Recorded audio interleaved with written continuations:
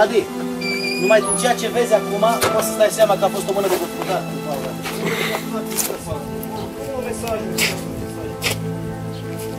Hai, ce cartofi!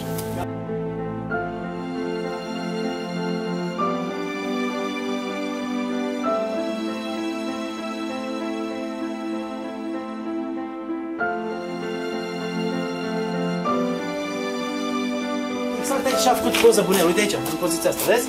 Uite așa, hai să vezi, uite așa. Bunelul aici și bunica aici. Cu decorație.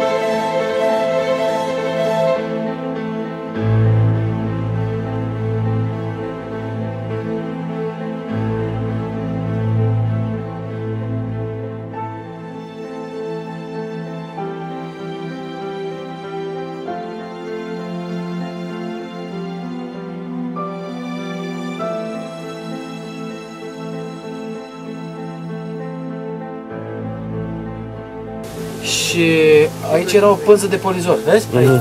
Și aici ascuțea el toporul, cuțitul... Uite pânza. Da, mă, dar dărâma cineva, frate, piatra de polizor, da. Uite, deci uite ce gospodar era, uite bunelul aici, la fel avea, aici masă. A mai stat cineva aici după? Asta, da, așa, uite, viu. Aici era un cuptor, uite se vede, era floarea.